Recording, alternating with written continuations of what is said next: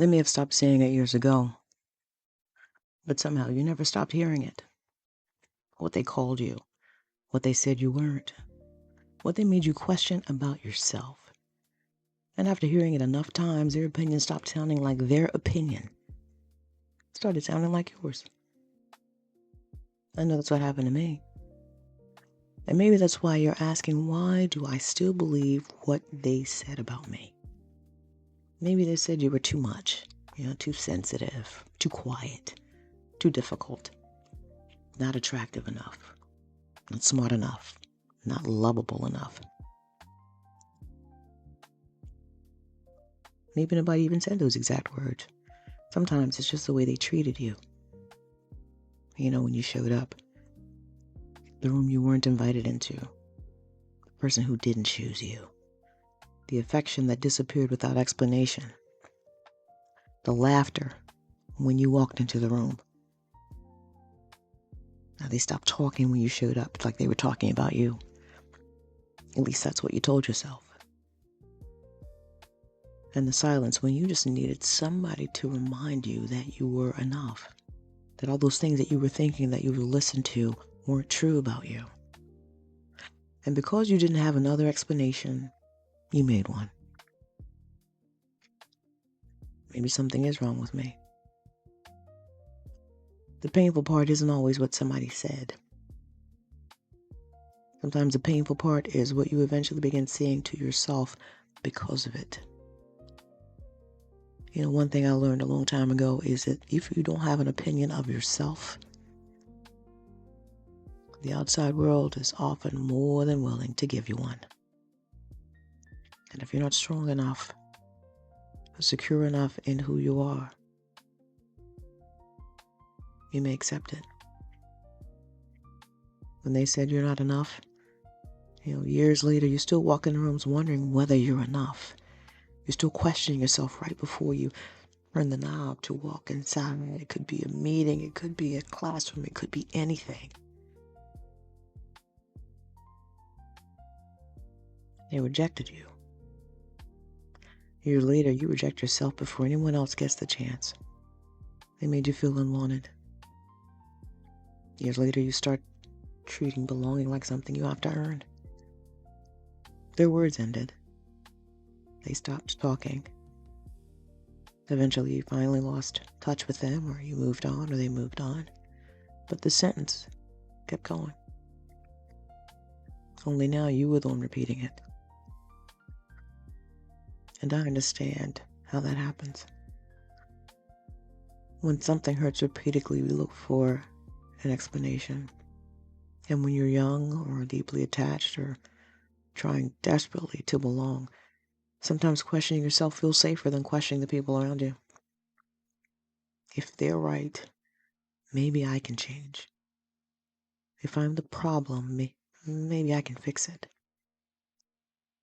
If I get prettier, quieter, easier, less needy, more useful, maybe this won't happen again.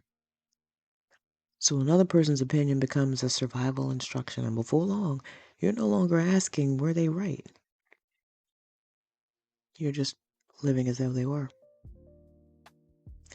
But listen to me. You were not born believing you were too much. You were not born believing you weren't enough. You had to earn your place in every room. You were not born apologizing for needing something. You were not born suspicious of your own reflection. Someone, somewhere, through their words or how they treated you, rejection or being excluded, their silence, comparison, handed you an opinion, and somewhere along the way you started carrying it like it was your truth. But you were not born to carry their opinion. An opinion can be repeated without ever becoming true. Have you heard the news? 10 people agreeing with something does not automatically make it truth. Someone mistreating you does not prove you deserve mistreatment. Someone leaving does not prove you were unworthy of staying for. Someone overlooking you does not prove there was nothing worth seeing. And somebody failing to recognize your value, your worth does not reduce it. You don't have to keep using other people's behavior as evidence against yourself. So the next time, the very next time that old sentence comes back and you recognize it, because you know when it shows up, don't fight it. No, don't fight it. Don't force yourself into a positive affirmation you don't yet believe.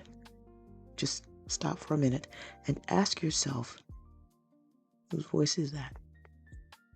Who first made me feel that way? Where did I hear that? Where did I learn to describe myself like this? And would I believe this about myself if nobody had ever suggested it? Is this actually my opinion or somebody else's?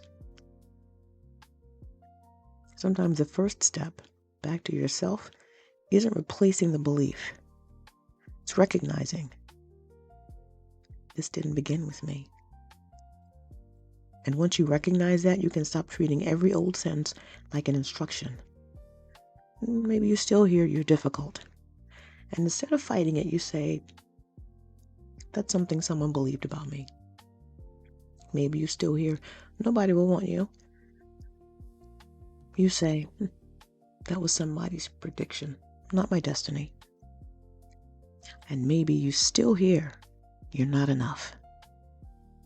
And today, maybe all you can say is, I'm willing to question that. That's enough. You don't have to undo decades of belief tonight because it's not possible. But one small step, followed by another small step, and then another. You can stop automatically calling every old opinion truth. And you can start that today. So maybe you carried their words so long they felt like your own handwriting.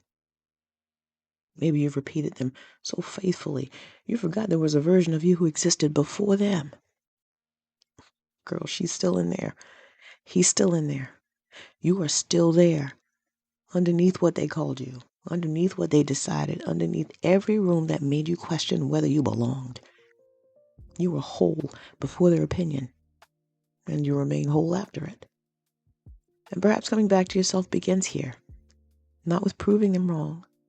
Not with becoming someone new, but with quietly saying, I don't think.